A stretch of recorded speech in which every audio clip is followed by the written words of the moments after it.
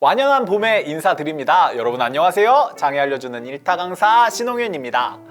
다들 봄나들이 계획 잘 세우고 계신가요?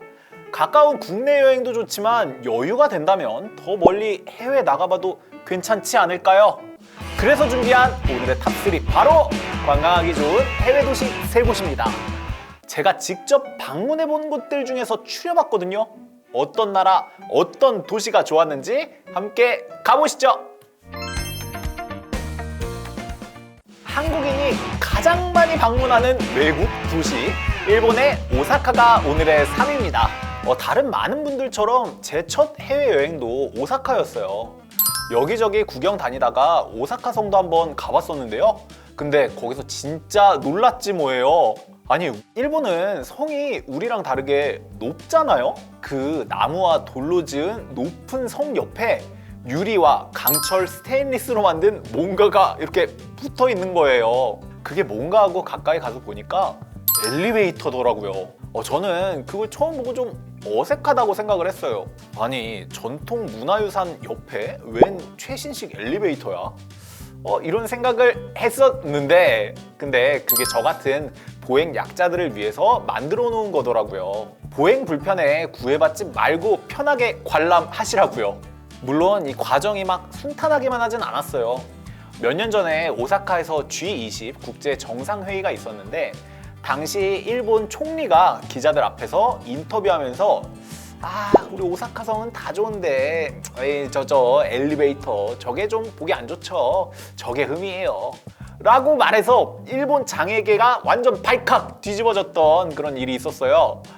이렇듯 전통문화 훼손이라는 측면에서 엘리베이터 설치는 아주 많은 반발을 받아왔습니다. 오사카성뿐만 아니라 일본의 성들은 대부분 다 비슷하게 다층, 고층의 모양이죠. 그래서 지역별로 이런 이슈들이 끊이지 않고 나오고 있습니다. 원형 그대로의 보존이냐, 보행 약자들을 위한 개선이냐 하는 토론이 계속되고 있는 거예요. 그 가운데 오사카는 장애인의 접근성 개선이 더 중요하다는 선택을 내린 겁니다. 그런 각고의 노력 끝에 지금의 오사카는 다니기 정말 좋은 곳이 됐어요. 멀지도 않고 환율도 괜찮잖아요? 시민들까지 장애인에게 친절한 오사카가 오늘의 첫 추천지입니다. RTV 구독, 좋아요, 알림 설정까지 부탁드립니다. 대학교 마지막 여름방학 때 공부하러 짧게 미국 다녀왔던 적이 있어요.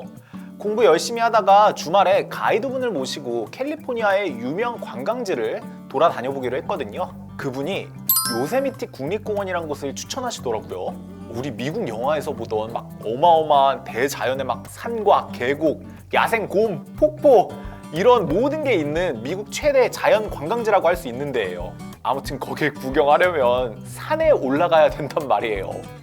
근데 저는 등산을 한 번도 그때까지 못 해봤었어요. 엄두를 낼 수가 없지. 제 비틀거리는 제 다리로 어떻게 등산을 꿈꿔왔겠어요. 그 야트막한 한국산도 제가 못 올라가 봤는데 어마어마한 미국산을 제가 무슨 수로 올 생각을 해봤겠어요. 가이드분에게 못 간다고 손사래를 쳤습니다. 내 다리 상태를 보시라고 그랬는데 그분이 너무 확신에 가득 차 있는 거예요. 그렇게 엉겁결에 따라가서 제 인생 최초로 산 정상에서 야호를 외쳐봤습니다. 우리나라 그 어떤 산보다도 높은 곳에서 말이에요. 요세미티는 산 입구에서부터 정상까지 싹 길이 포장되어 있습니다. 글래셔 포인트라고 산이 전부 다 내려다 보이는 전망 포인트가 있는데 그 꼭대기까지 차로 모두 이동이 가능했어요. 이게 차도만 있는 게 아니에요. 산 곳곳에 등산로가 모두 포장길로 깔려 있어서 자전거 하이킹은 물론이고 휠체어로도 편하게 등반할 수 있었습니다. 심지어 산 꼭대기에 휠체어용 간이 화장실이 설치되어 있었어요. 저는 살다 그런 거를 처음 봤습니다. 휠체어 타고 거기까지 올라오라고 진짜 아주 작정을 해둔 모습이었어요. 뿐만 아니고 캘리포니아에선 아주 작은 상점에 가도 장애인 화장실이 다 있고 장애인용 자동문이 다 설치되어 있었습니다. 미국 장애인법인 ADA가 워낙 강력해서 그래요. 비장애인이 가는 곳에 장애인도 꼭 다 갈 수 있어야 한다는 아주 강력한 합의가 있었습니다.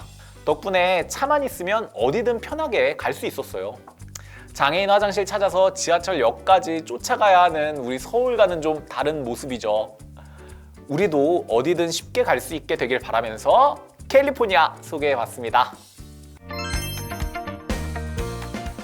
제가 어릴 때부터 독일 베를린이 장애인이 살기 가장 좋은 도시다 뭐 이런 얘기를 꽤 많이 들었었어요. 그래서 대학생이 되자마자 첫 방학 때 베를린을 다녀왔습니다. 베를린은 오사카나 캘리포니아에 비해 절대 관광할 게 많은 곳이라고는 할 수 없어요. 그럼에도 오늘의 1위인 이유는 바로 시선의 자유 때문입니다. 장애가 겉으로 드러나는 분들은 이게 뭔지 다 너무 잘 아실 거예요. 우리 밖에 다니다 보면 정말 사람들이 많이 쳐다보잖아요. 휠체어, 목발, 안내견, 의족, 의수, 보청기, 뭐 장애라고 하면 가리지 않고 그냥 다들 흘끔 이런 일들 우리 너무나 많이 겪잖아요. 근데 제가 베를린에 있는 동안 정말 놀란 게 사람들이 가득한 지하철과 버스에서도 베를린 공원 산책에서도 누구도 저를 특별하게 의식하면서 쳐다보지 않았어요. 그 시선에서의 자유를 살면서 처음 느껴봤습니다. 베를린 시민들이 장애인 자체에 관심이 없는 것은 절대 아닙니다. 예를 들어서 휠체어 타고 버스 타러 가봤더니 정차하고 기사분이 버스에서 내리시는 거예요.